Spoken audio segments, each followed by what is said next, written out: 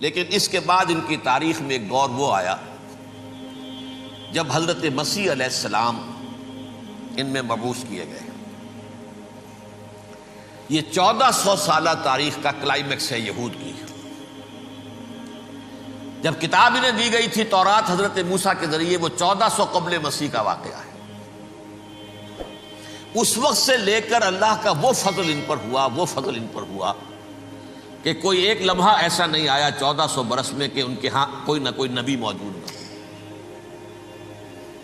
یہ تار ٹوٹا ہی نہیں، 2 سے شروع ہوا، موسیٰ ہارون علیہ السلام، اور 1400 برس کے بعد پھر آخری 2 ہیں، عیسیٰ اور یحییٰ علیہ السلام، یوں سمجھ لیجئے۔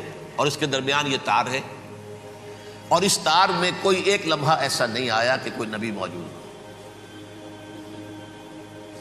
اس میں اتار چڑھاؤ بہت سے آئے ہیں، اس کا وہ میرا موضوع نہیں ہے اس وقت۔ قبل مسیح کی تاریخ جو ہے وہ میرا موضوع نہیں ہے۔ قرآن مجید میں سورہ بنی اسرائیل کے پہلے رکوع میں اس کا تذکرہ موجود ہے۔ وَقَضَيْنَا إِلَىٰ بَنِي إِسْرَائِيلَ فِي الْكِتَابِ لَتُفْسِدُنَّ فِي الْأَرْضِ مَرَّتَيْنِ وَلَتَعْلُنَّ عُلُوًّا كَبِيرًا، 2 مرتبہ ان پر عذاب کے کوڑے برسے۔ پہلے اشوریوں کے ذریعے سے جو شامی تھے، سیرینز اشوری کہلاتے، پھر بابلیوں کے ذریعے سے یعنی عراقیوں کے ذریعے سے، بیبیلونیا نام تھا عراق کا پہلے، ان پر بہت بڑی بڑی تباہیاں آئیں، اللہ تعالیٰ کی طرف سے عذاب آئے۔ اس کے بعد پھر دوسرے دور میں دوسرا اقتدار کا دور آیا، خربستیاں بڑھ گئیں، تو پہلے گریکس کے ذریعے سے، یونانیوں کے ذریعے سے، اور پھر رومیوں کے ذریعے سے پسوایا گیا۔ یہ دور گزر چکے تھے ان پر، 2 عروج کے دور اور 2 زوال کے دور۔ میری چھوٹی سی کتاب ہے تنظیم اسلامی کا تاریخی پس منظر، شاید 6-7 روپے کی ہوگی، اس کو آپ دیکھیں گے تو اس میں اس کا پورا نقشہ آپ کو مل جائے گا۔ ویسے تو یہ کہ میری جو ذرا بڑی کتاب ہے سابقہ اور موجودہ مسلمان امتوں کا ماضی، حال اور مستقبل، اس میں نے ان معاملات پر بڑی تفصیل سے بحث کی۔ بہرحال یہ جو دور تھا ان کا 1400 سالہ، وہ اونچ نیچ سے ہوتا ہوا جب آیا ہے حضرت مسیح کی بعثت پر، تو ان کی شرارت کی انتہا یہ ہو گئی کہ اللہ تعالیٰ نے مسیح کو رسول بنا کر بھیجا، رسولاً الی بنی اسرائیل۔ حضرت موسیٰ اور حضرت عیسیٰ کے درمیان رسول کوئی نہیں ہے، سب نبی ہیں۔ حضرت موسیٰ رسول تھے اور حضرت عیسیٰ رسول ہیں۔ درمیان میں داؤد ہو، سلیمان ہو، یشعیاہ ہو، زکریا ہو، یہ سب نبی ہیں، یحییٰ نبی ہیں، رسول نہیں ہے۔ لہذا وہ شہید کر دیے گئے، رسول شہید نہیں ہو سکتا، قتل نہیں ہو سکتا۔ لیکن عیسیٰ اور موسیٰ کے درمیان 1400 برس ان کے جو ہیں، اس کا کلائمیکس ہے حضرت مسیح علیہ السلام کی بعثت، اور حضرت مسیح علیہ السلام کو جسے اللہ نے اپنی روح قرار دیا، روح منہ، کلمتہ القاہا الی مریم، اللہ کا کلمہ، عظیم ترین معجزات۔ انہوں نے کیا کہا؟ یہ ولد الزنا ہے، حرام زادہ ہے، معاذ اللہ، نقل کفر نہ باشد، یہ جادوگر ہے، یہ مرتد ہے، یہ واجب القتل ہے۔ اصل حکومت اس وقت رومیوں کی تھی حکومت، لیکن انہوں نے انہیں آٹونومی دے رکھی تھی، اپنے مذہبی معاملات تم خود طے کر سکتے ہو۔ تو قائفاس جو اس وقت کا ان کا ہیڈ ربائی تھا سب سے بڑا، اس کی عدالت نے فیصلہ کیا مسیح کو سولی چڑھا دیا جائے۔ پائلیٹس پونٹس، اس کے پاس ان کی ازداشت پہنچ گئی، یہ ہمارا مجرم ہے مذہبی، یہ مرتد ہے، یہ کافر ہے، یہ جادوگر ہے، یہ واجب القتل ہے، اسے قتل کرو، سولی چڑھا دو۔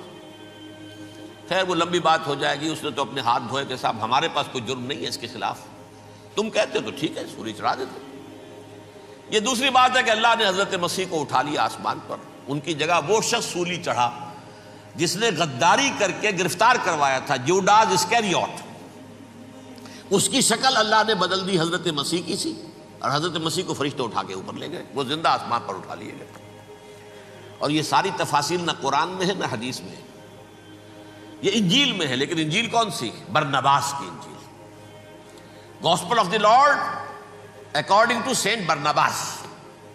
یہ حواریین مسیح میں سے تھے، لیکن عیسائی ان کو تسلیم نہیں کرتے، ان کی بائبل کو صحیح نہیں مانتے، کینونیکل نہیں مانتے۔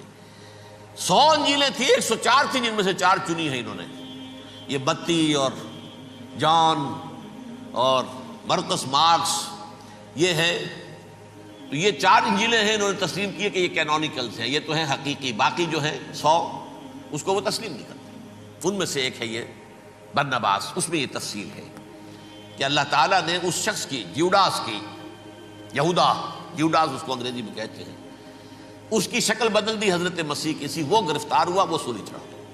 وہ غدار تھا، غداری کی سزا اسے ملنی تھی، وہ مل گئی۔ حضرت مسیح کو فرشتے 4 اٹھ رہے ہیں، جس کوٹھڑی میں حضرت مسیح مقیم تھے، ایک باغ کے اندر روپوش تھے، اس کی چھت پھٹی ہے، 4 فرشتے آئے ہیں، حضرت مسیح کو اٹھا کر لے گئے ہیں، چھت برابر ہو گئی ہے، اس کے بعد وہ شخص پکڑا گیا۔ بہرحال حضرت مسیح کو اللہ نے اٹھا لیا آسمان۔ لیکن وہ دن ہے کہ اس قوم کو اب مغضوب علیہم قرار دے دیا گیا۔ نوٹ کر لیجئے، اصل میں تو ہونا یہ چاہیے تھا کہ رسول کی جان کے درپے جب کوئی امت ہو جاتی تھی تو اللہ کا قاعدہ یہ تھا کہ اس امت کو نسیہ منسیہ کر دیا جائے۔ حضرت نوح کی قوم کو ختم کیا یا نہیں؟ حضرت ہود کی نگاہوں کے سامنے قوم عاد برباد کی گئی یا نہیں؟ حضرت صالح کی نگاہوں کے سامنے قوم سمود برباد ہوئی؟ یہ اللہ کا قاعدہ رہا۔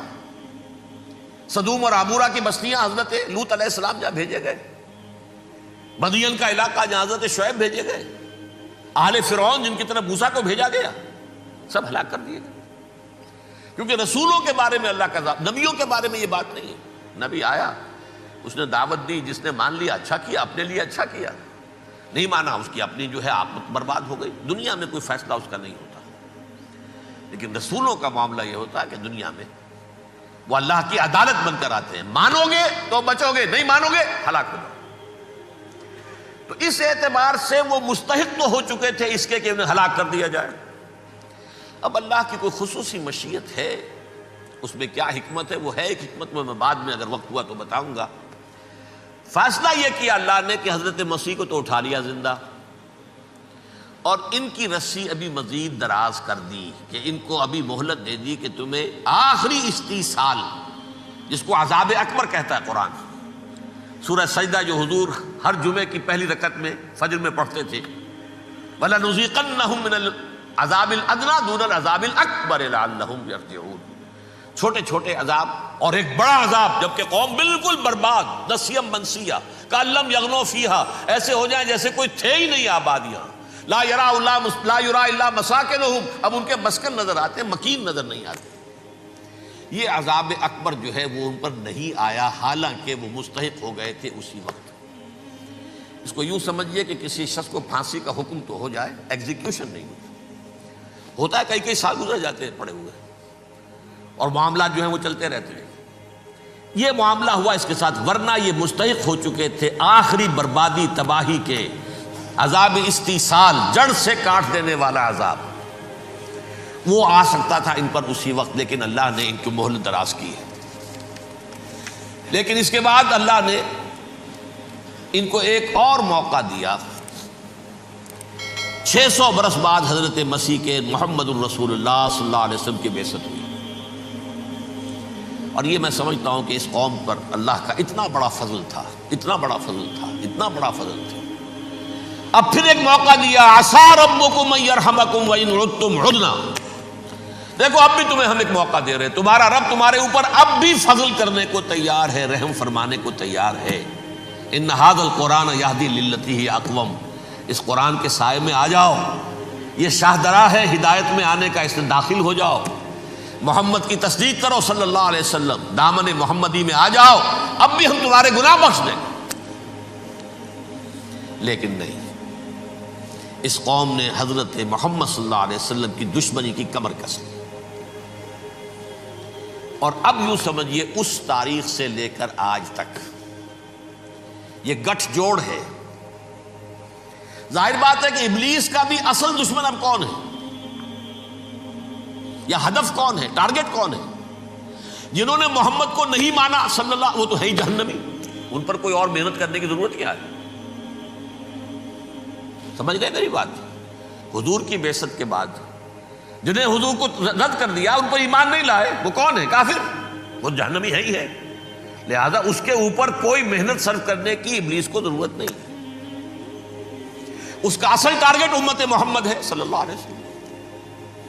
وہ ساری نوع انسانی کی دشمنی اب آ کر مرکوز ہو گئی ہے امت محمد صلی اللہ علیہ وسلم کی دشمنی پر۔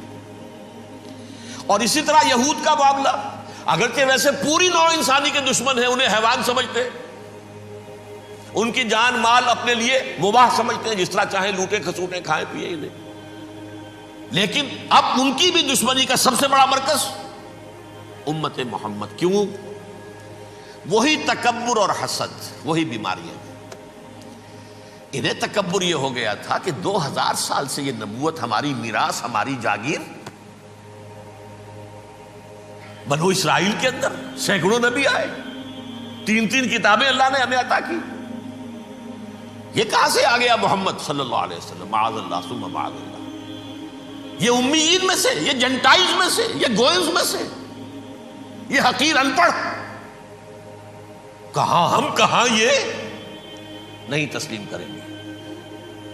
حالانکہ قرآن کہتا ہے یعرفونہ کما یعرفون ابناہم، ان کے علماء ایسے پہچانتے تھے حضور کو جیسے اپنے بیٹوں کو پہچانتے ہیں کہ یہ آخری نبی ہے، لیکن تکبر اور حسد کی آگ میں جل اٹھے۔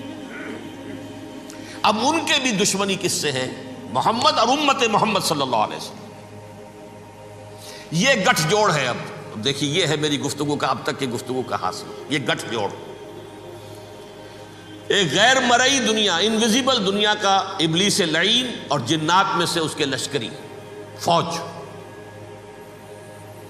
انسانوں میں سے ویسے تو اور بھی بہت جگہ اس کے ایجنٹ ہیں، مسلمانوں میں بھی ہے، لیکن بحیثیت قوم، بحیثیت مجموعی، ایک پوری قوم، ایک پوری نسل جو ہے اس کے ساتھ گٹھ جوڑ ہے۔ ان دونوں کی گٹھ جوڑی کے ساتھ یہ دشمن دون ہیں انسانیت کے، پہلا دشمن ابلیس لعین، عزازیل لعین، اور دوسرے دشمن یہود ملعون۔